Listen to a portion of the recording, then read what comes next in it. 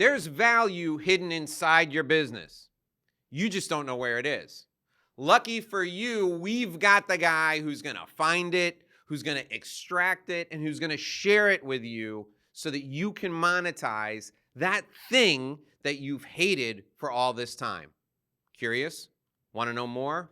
You've got to join us for this edition of the Inside BS Show. Hey now, I'm Dave Lorenzo. I'm the godfather of growth, and I'm here with my old pal, Nikki G. Hey now, Nikki G, how you doing today? Hey Dave, I'm doing fantastic. How are you? I'm doing great. We're talking about the thing that everybody is absolutely confounded by in their business, their data. And for you and me, when we look at a business and we want to extract the most value from it, we often don't have to dig that deep to find that most people don't understand the acres of diamonds they have in their backyard. And that's the value that's buried with deep within their data. So we're going to explore that today with the absolute best person. Why don't you share with the audience who's here and what he's going to tell us? Happy to do that. So before I bring on our guest today, I just want to add to one point to that, Dave, which is that this, meaning IT systems and cybersecurity, falls right in line with our 10 key drivers. It's so important for any business to help you add value. It's not just an expense, business owners, not just an expense, your technology, your systems. It helps create efficiencies, helps create you scaling opportunities. So we brought in the expert today to really dig into this and to help you stop shying away from discussions about your tech. Let's bring on our guest for today. It's Ken Scales, the founder and CEO of Scalesology. Ken, welcome to the show. How are you? Hello, Nicola. How are you doing? I am fantastic. I can't wait to talk tech with you. Well, I love talking tech, data, scaling. It gets me all very excited. I can imagine. So speaking of, we got to talk about how you got into this, because I imagine that you were that kid who was walking around the house, taking electronics apart, trying to figure out how to put them back together. Am I close? You are absolutely correct. It was electronics. It was Legos. It was anything I could do to probably tear something apart and learn how it worked and then put it back together. And put it back together in a better way, right? In a better way. Well, not always in the beginning, but it did work. So my nephew-in-law did take apart a laptop recently, a brand new laptop given to him by his grandfather. He probably could use a few pointers from you as a young, budding, possible tech entrepreneur. Make sure you're grounded. That's the first thing. You'll take a motherboard and you'll just short it out. Don't know how I know that, but I do. So we won't ask. So tell us, how did you really get into this? So you're as a kid, you're playing around with electronics. You realize this is something that interests you. So take us to the point where you start realizing this might be a viable career option for you. Yeah, I think part of it was my undergraduate was believing in liberal arts and political science. And the other part of it was I always enjoyed programming and looking at computers and electronics and things. So it was more of I always had a kind of a 1 foot in the, do I want to be a lawyer? 1 foot in, do I want to be more of building things? And, really the internet right after college just kind of started to explode. And a lot of it first started with cable TV for me, started building cable systems. Later I got into fiber optics, and then eventually I got into programming into different ways. Later web programming. First it was doing programming in BASIC, which is a very archaic language now, but that's the first language that I learned, and I kind of went from there. And how about the first job you took out of college? What were you doing? The first job I took out of college. Let's see. I was actually building coaxial cable and fiber optic systems. That's what I did right out of college. So Ken, from where you were then to where you are now, it's quite different. Let's talk about how you spend most of your time. Those of you who are longtime fans of the Inside BS Show will remember Ken Scales was with us back in episode 541. That was on June 1st, 2023.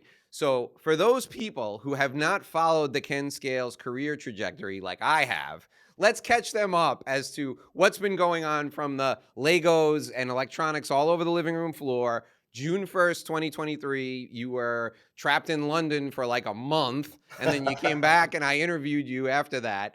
And now here we are in 2025. The sun never sets on the Ken Scales empire. Let's catch everybody up as to where we are today. Sure. Well, hey, with Scalesology made it to 5 years. December Woo! 20th, All right. 2024 was our 5 year anniversary. We had a nice little celebration. It was here in Chicago, very exciting. And we're continuing to do some fabulous things. We're building some great applications for our clients that really looks at that whole data analytics journey. And really embraces that and gets them from whether collecting information all the way to actually using AI and some different things with what they're doing with data. So that's what we do, and we continue to build those things out and have great clients. And on the horizon is going to be we're going to have some other subscription services that we're going to be having out there. So that's what's going to be in the future. So, what is in terms of Scalesology, the company? What is your bread and butter? If I said to you, Ken, where does your company get the bulk of its revenue? What would be the main revenue stream for Scalesology?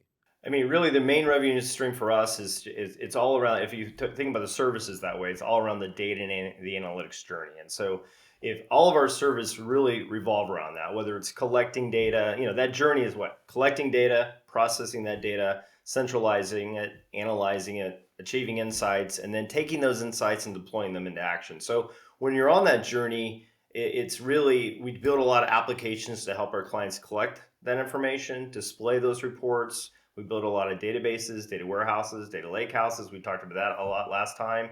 But mostly, though, it's really as we do the analysis with a lot of our team and our data scientists and data analysts, it's really about how do we put those insights into action to really show a quick ROI for our clients. And then some of our clients, we have long-term relationships where we're continually adding more data and we're continually integrating other systems that they're using.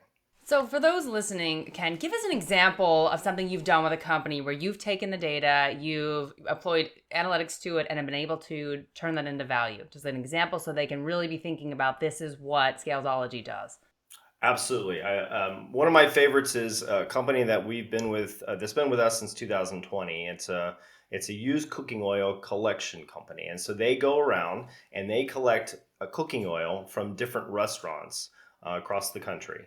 And so their first issue was, okay, Ken, we need to understand exactly how much of that used cooking oil is going to go to our certain plants on a certain day because we're having trucks that are coming in and they're not full. How do we need to figure this out? So a lot of that was taking data from a lot of disparate data sources, grabbing that information, building a data lake at that time. It's more of a data lake house now, but a lake, and then taking that and then analyzing that information. And so because what we did, we then looked at it and said, okay, now we can look at this and say, we know how much oil came in last week, came in yesterday, going into a certain plant. We then also looked at it from over 100,000 restaurants. How much used cooking oil are we collecting from those different restaurants? We then started building predictive models, and those predictive models started to tell us how much oil is going to be coming from those restaurants on a particular day, a particular week, particular month. And that was based on historical information and then also predicting events that might happen. We then took that and said, okay, how about routing optimization? So in their business, one of the things with trucks they would have is you don't want to collect cooking oil and have a truck come in half empty, right? And then also from a restaurant perspective, you don't want to have that used cooking oil. You can't just put it down the drain. So once that tank gets about 50% full, those business owners are going, oh my goodness, are you going to come? Are you going to get this? Or oh yeah, yeah. And so once that's all worked out and you have a schedule, and there's a lot of trust when you're picking it up, and you have those routing things all secure and ready to go, then that's like a seamless process. And so that's what we really helped them with. Ironically enough, we found some interesting things in the data as we continued to do more insights. We found a cluster of restaurants in the New Jersey area and the Pennsylvania area that weren't producing the amount of used cooking oil that we thought. So we said, this doesn't seem right. We think our analytics is correct. So they sent out private investigators to go and watch these different sites, and they found people stealing used cooking oil. Wow. And that footage then led to over 35 arrests. And so they've taken the used cooking oil and they're actually selling it to their competitors. So So, Wow. anyways, so that's the kind of what the journey of taking that information eventually and putting that into action for real ROI from the clients. The fun thing is too, they give me these great videos, my client does, of people that still use cooking oil, and they're not always the smartest people out there. And so they got one guy that has a van. He rented it, obviously, and it started leaking. And apparently it leaked all the way in the cab. And so in my mind, I hear this Benny Hill music going on. And he's going to the truck, opening up the door, and cooking oil goes everywhere. So Oh what do you gosh. do when you're stealing used cooking oil and it goes everywhere? Well, I guess you get back in the truck, and that's what they did. With all that sludge and everything else, shut the door and just drive off. So those are the fun things I get to play with Uh, some of our clients. I've never heard of stealing cooking oil. We've got to explore that a little. Go ahead, Dave. I hear this story and I immediately think to myself, if you can do this with cooking oil, imagine what you can do with customer data.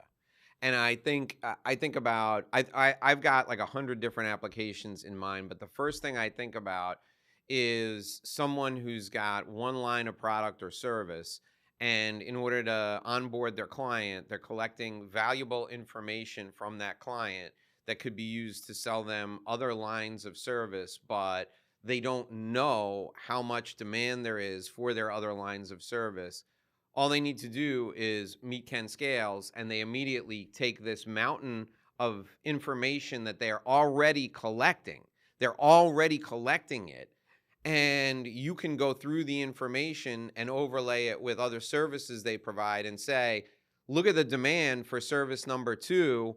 Your people are out there cold calling, generating new leads for these services when you've got clients on this side of your business who already have a need for the services that you're currently providing.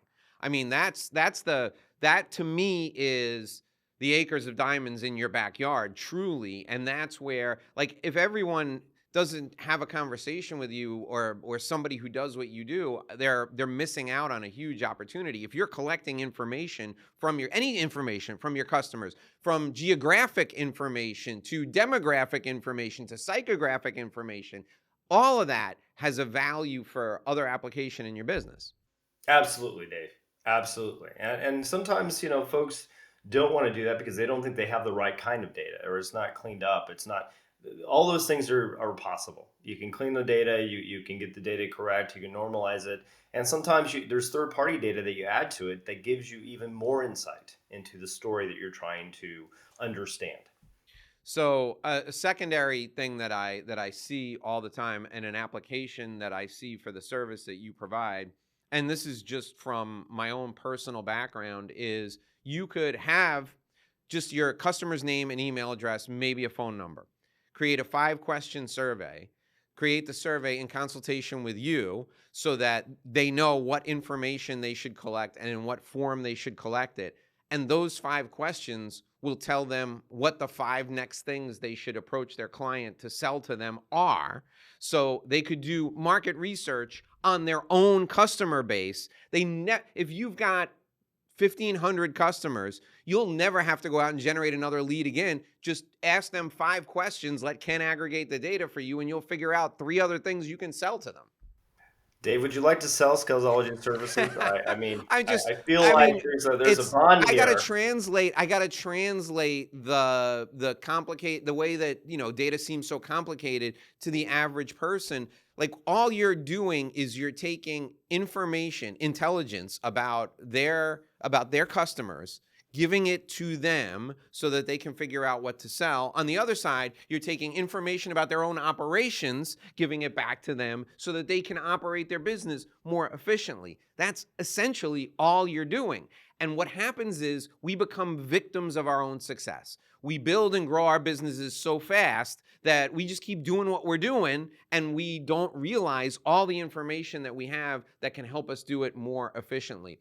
So, Ken, what is step one? Somebody who just heard me rant for 4 minutes about collecting data from your customers. If they wanna weaponize their data immediately to make more money, what's step one for them? I mean, really, contact us and let's talk about a scale. I call it a scaling session, and it's something that, I put together something, and this won't cost them anything. We'll just sit down with them. We'll just say, let's let's kind of map out where you are in your data analytics journey. And that's something that we do a lot with our clients. And then when we do that, it's like, let's now identify what are those roadblocks, what are those pain points that you have that you're not being able to solve. And usually that then gives us an idea of how we can then tailor a strategy that's going to enable them to really maximize the data that they have with those insights to really get that ROI. And when we do that, that's something that it's we're calling them right now scaling sessions, and it's free. We'll just work with you, have a couple, 2 or 3 maybe scaling sessions, and at the end of it, you're going to have really that roadmap to, hey, here's our suggestions where you should go next. So that's the strategic piece, right? You sit down and you decide, here's what we're going to do strategically with your data. And you're that person who really translates what the business needs and its requirements into something that's functional on the tech side. Because the business owners aren't speaking tech, you're the translator. You say, okay, here's the plan. We've got this down, what we're going to do. Now I kind of want to walk through, like, how does that actually look for them? So they've already been collecting. I assume most companies that come to you have already been collecting data using some type of databases. So let's start there, like where they're holding that data and like concerns you see there with like where it's being housed and maybe if it's being kind of spread out in different areas, which you mentioned earlier. Yeah, I mean, sometimes we'll go through it, we'll look at it in 2 different ways. One way is they know they have some kind of an issue, some kind of a roadblock, some kind of a pain point, and are there insights in their data that can help them out? That's one to start out with. The other part of it is, I have no idea, Ken. I have no idea. I mean, we just have these bottlenecks. I don't know if it's efficiency. I don't know if it's processes. I don't know. I don't know where to start. And so both those situations, Nicole, we're going to go into the data a little bit, right? We'll get access into their data, and then what we can do is sometimes we'll do proof of concepts. Sometimes we'll review that information, and we'll see little kernels of things like, hey, did you know this? And sometimes with the collection process, they're not collecting the data in a way that's easy to aggregate. It could be, a lot of folks might be filling out the information rather than having pull down menus, for instance, right? I mean, there's ways to organize information and collect it easier for them, so you have the right kind of information that you want. So the first step again is, hey, let's dig into the data. Let's understand what you have. Let's see if does that correspond to one of the pain points of the problems that we can help you solve. So, Ken, when someone goes to acquire a business, oftentimes there is a huge amount of hidden value in the data. And we don't necessarily know it's there until after the business gets onboarded and we dig into it. How can we move data into our due diligence process so that we identify what's there and we can uncover potential uses for that data in other ways once we bring that new business on board? Oh, that's a great question. I think part of it is in that due diligence process. You know, as you've signed I'm sure after an LOI or whatever else that's going through, you've got access to that information where you can ask those questions. And the first part of it is, let's understand your technology infrastructure. Let's understand where things are located. What are you collecting? And then maybe doing a cursory dive into the data, because there's probably a lot of things that you might not, maybe the company doesn't even know, things that they're collecting that, there's so many, especially larger corporations, there's so many different applications that folks are using and things that they're using it for, and systems don't talk to one another. So it's real important that when you're going and doing your due diligence with purchasing a company, really understanding every part of the process of what they're doing from a business standpoint and what are the systems that they're using. When you identify those things, we call them data assets. When you identify those data assets, what happens then is, okay, we then can understand what data might reside in those data assets that could be very valuable.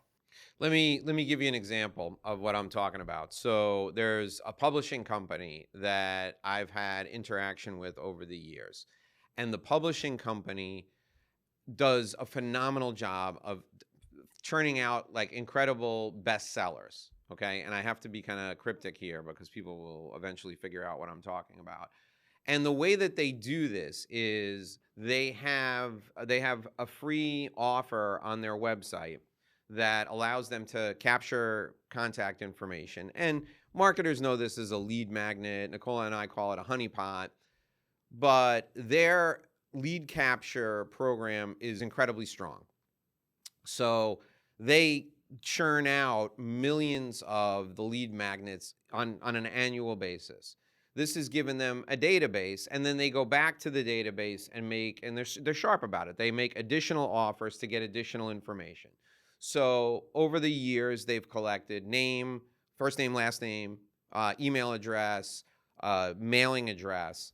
When they produce a new book, what they do is they'll do a free chapter via email, and they'll offer something to them via mail as well if they, go to a bookstore and request the book, if you order the book from Amazon, if you leave a review. And they do a great job of doing these marketing campaigns for their books. So you can imagine their database is like 35 million names.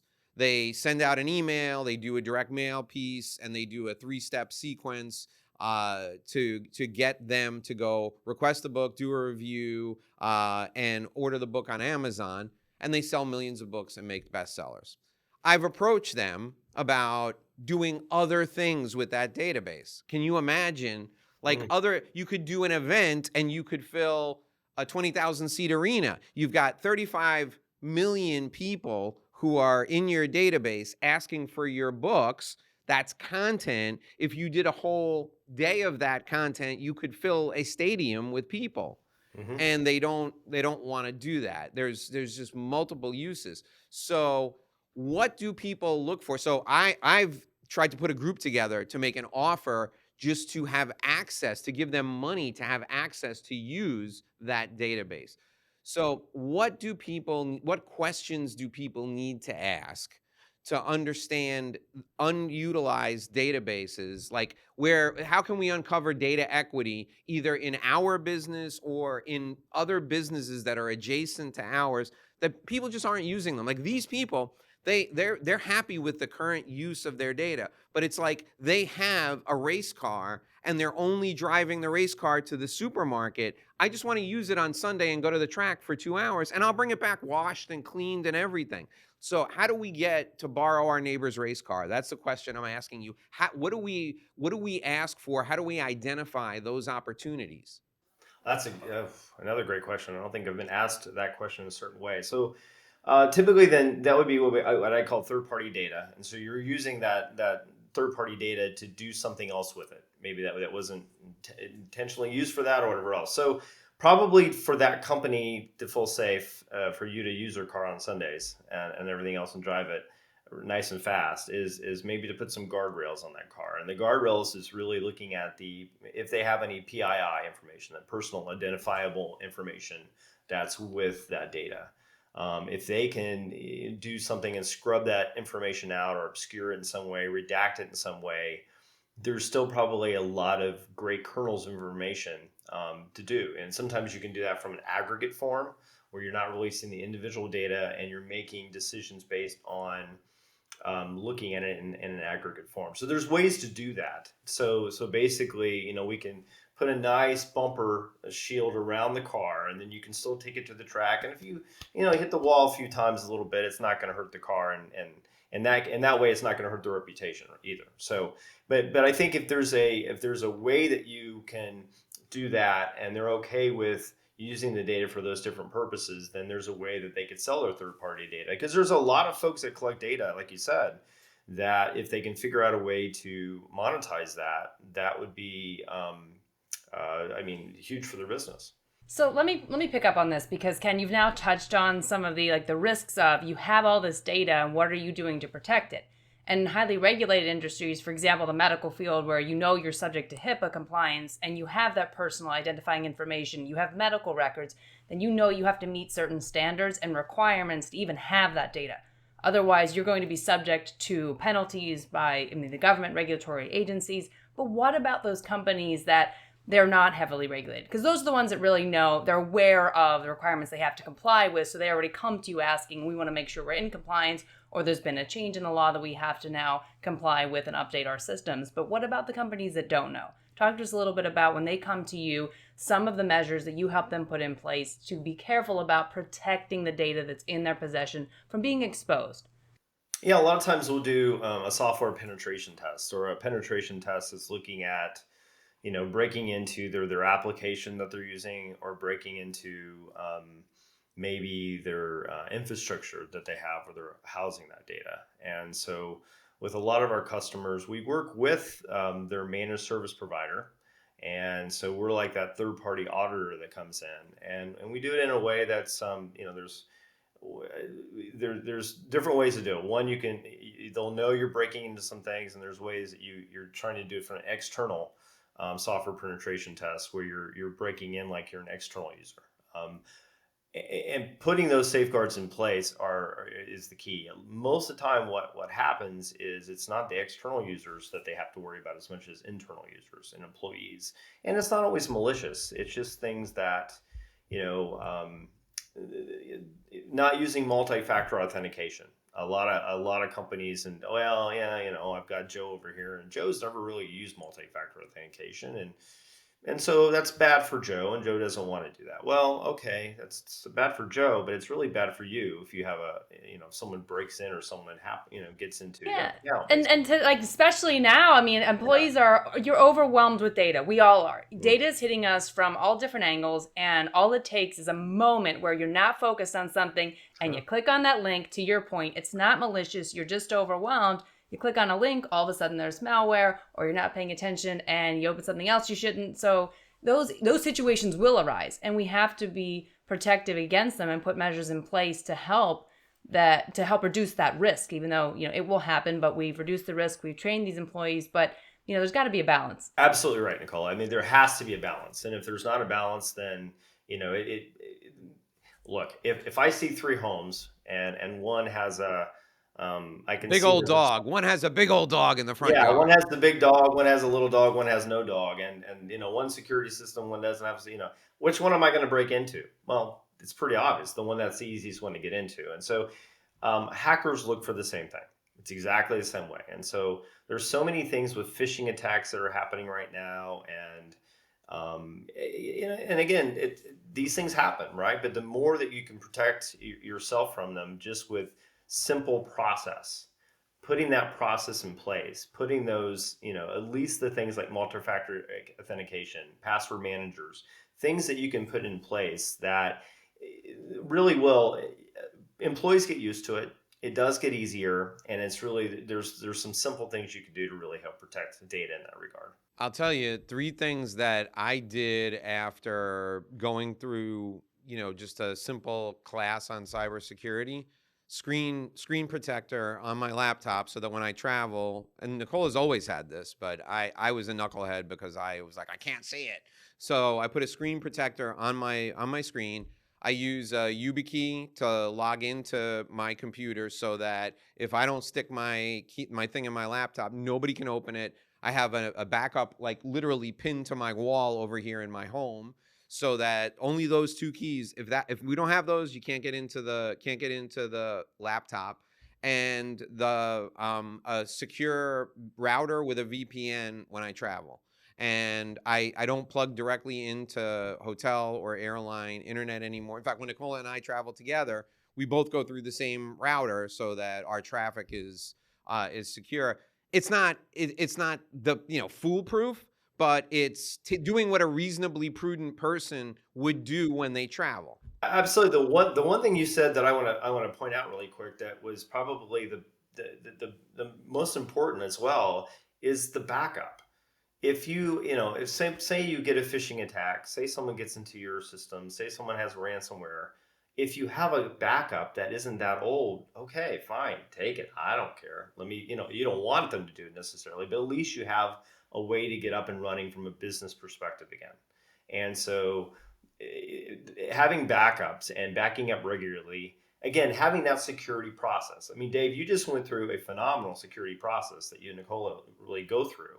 And those are things that will help protect you, because look, I don't want to, stealing stuff off your computer is really hard. I'm going to go to someone else. It's a little bit easier, right? Right. So, And I'll tell you, I learned this so I got during the pandemic, I got a dedicated business internet line into my home, and it was a static IP. And I didn't know the difference between a static and a dynamic IP. And when the guy installed it, he said to me, he said, you need to make sure you have a firewall and make sure it's a good external firewall, because you now have a static IP. People who are hunting for IP addresses are going to find this very quickly. And like that just went in one ear. I didn't know what the heck. Like he might as well have been speaking a foreign language. I had no idea what the guy was talking about.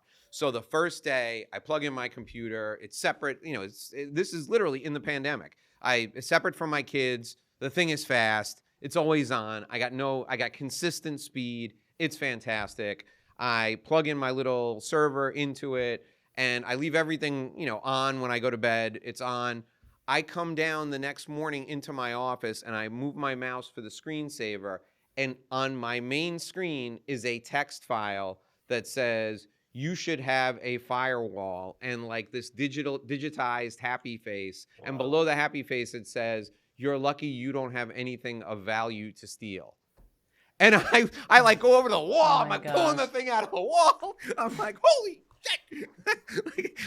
I'm like, I gotta go to Staples and figure out how to install a firewall. Yeah.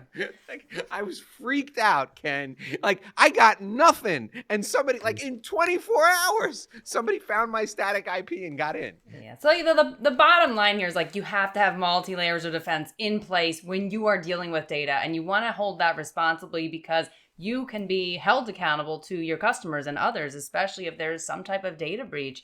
You can be liable legally to customers if that data gets out and they are harmed by it. So got to have those protections in place. I do want to move into, Ken, so we've kind of touched on how we protect our data. I want to move into like why your Scalesology. Like I want to talk about scaling.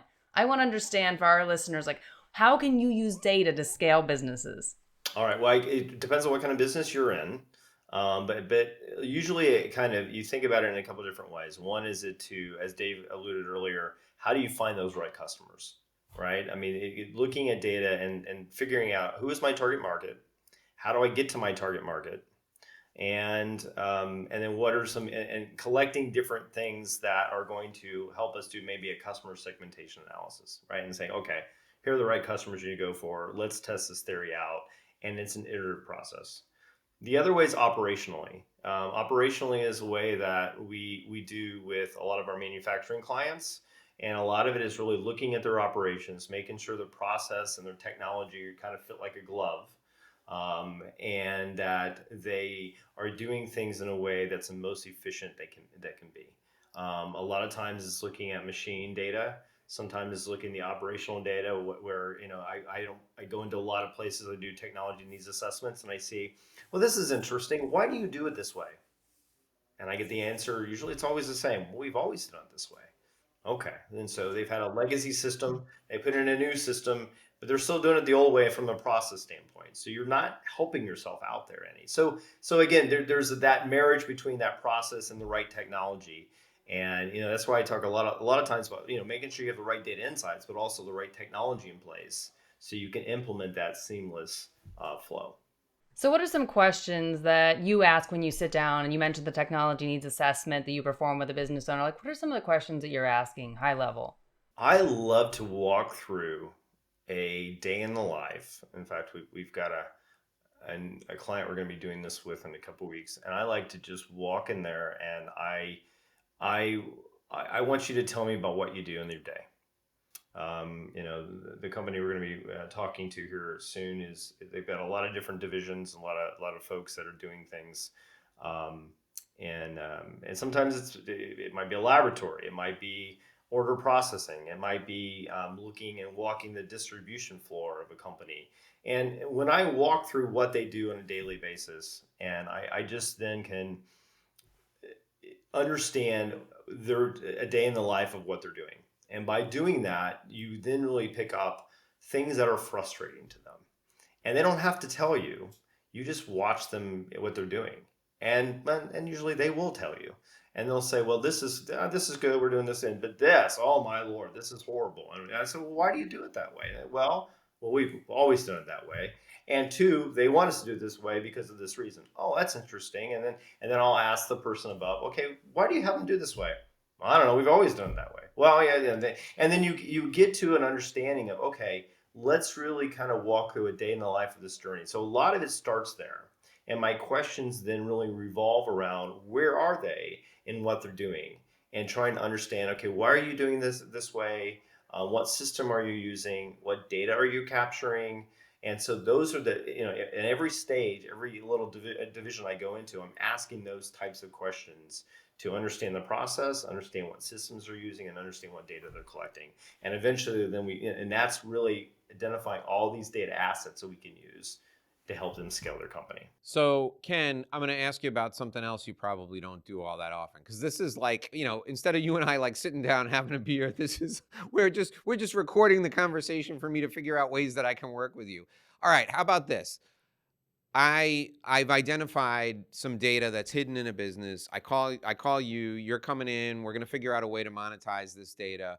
But I know that it's like the chimpanzee scene in 2001 A Space Odyssey over at this company, right? They're literally like, bouncing around trying to figure out what this giant object is. And we got nobody that we can teach to use the data that you and I both know they can use. Can you help find people to put on site that can make the best use of the information that we've uncovered? Because I'm now demonstrating to these folks how, and you're finding the data, and I'm demonstrating how we can monetize the data. So you're gonna turn on the data fire hose, and there's nobody on the other end with a bucket, and they don't know once they catch it in the bucket how to use it, and they don't even know how to hire somebody who has these skills. So do you have the expertise? I mean, you hire these people for your company. Do you have the expertise to consult on hiring people to staff up a data department, a data analytics department in a company? Absolutely. We've actually done that for some of our clients, long-term clients in the past. And we've actually interviewed folks that, business analysts that have worked with us hand in hand to remedy, whatever they're trying to solve. And a lot of that has to do with, I start with, there's this analytic flow. It's descriptive analytics going to diagnostic analytics to predictive analytics to prescriptive analytics. And so for everyone here, that's listening to the podcast here, is, descriptive analytics is that BI dashboard. It's right, that Power BI. It's the nice, bells and whistles. And that's really where you start, because you're trying to look at what's happened in the past. Eventually, then you're looking at pain points. You're looking at, okay, why did this happen? And that's when you're getting to the diagnostic analytics. Eventually, then, like you said, how do we monetize this? How do we predict when this is going to happen? How do we make these data insights actually do something for us? And that's when we get into predictive analytics. And that's when sometimes you're getting into decision tree modeling, you're getting into large language models, regression analysis, not to get too much in the weeds here and bore everyone. And then you're getting to prescriptive analytics, which is, how can I make whatever I want to happen happen? And that's that data analytics journey. So when you first start, you're really just trying to gather all that information and say, all right, let me make something out of this. What do we have? And that's where, a lot of our companies we work with, we gather that information for them. We might even create those initial reports, and then we bring someone in that says, okay, now side by side, let's show you how to create some of these reports as well. And then we kind of go from there. And so a lot of times, then you're going up that ladder. So for those of you who, you're listening to this and you're thinking to yourself, yeah, I mean, I got an old-fashioned business that, I don't know, this data analytics stuff is not going to help me.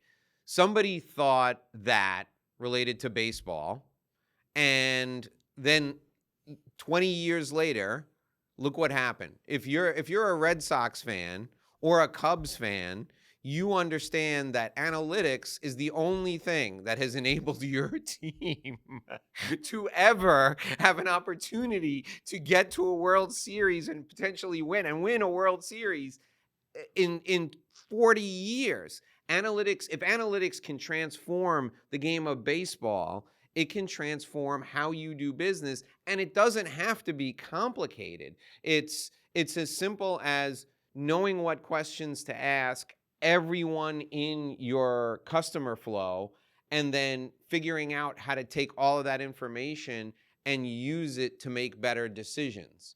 That's all you're doing. It's the simplest way to boil that down. Or in your cooking oil example, take all of the information related to your supply chain or your waste product and figure out how to take that to put that information in one place, squeeze out of it what's valuable, and use it to make better decisions. That's all we're doing here. You don't need to be a quant. You don't have to go back No. to school and figure this out. You just got to get good people who can translate the data into actionable items for you. That's what we're talking about. You need a Ken Scales to come in and say, and I want to go back to that cooking example too. Is like you have in what you did with that company, I was already hearing, okay, you know exactly when those pickups need to happen, when they are happening now, when they should be happening, so that you can minimize that downtime in between. So that's operational efficiency. That's making you more money. And then I'm hearing, so they were stealing, right, of the cooking oil that was used. And let's set aside why it was being stolen. But that's stealing. So they're wasted product, like that product that should be getting picked up that isn't. Now we have cost savings associated with the data that came. So the cost savings came out of it, operational efficiency came out of it, and now we're able to predict what we can do in the future to be able to run even more efficiently. All of that came from the data because someone knew how to analyze it. Nicole, you're absolutely correct. And then let's take it to what Dave was going with, some how do we get more customers? Well, who's the ideal customer that we're collecting the most used cooking oil from? Right? I mean, probably it's not going to be, Buffalo Wild Wings, Burger King, right? They produce a lot of used cooking oil. Probably when they're doing it on the college football last night, right? Or a couple there's different things that you see with the playoffs and football games and March Madness and all those different events. That those are going to be high flying companies or restaurants that are going to produce that. So you then see trends. You have a target market you're trying to go after, and that also helps as well. All right, Ken, how can people get a hold of you if they want to continue the data conversation? Yeah, so you can always reach us at Scalesology, which is www.scalesology.com. You can always reach me at ken.scales@scalesology.com. And we have our number is 312-809-3996. All righty, folks, you heard it here from the man, Mr. Scalesology himself, the guy who changed his name to match the name of the company, Ken Scales. He's been our guest today. We hope, I really hope that this shone a light on the hidden value in your business for you, because I can't tell you the opportunities that you may be missing out on by not digging deep into the data that you have.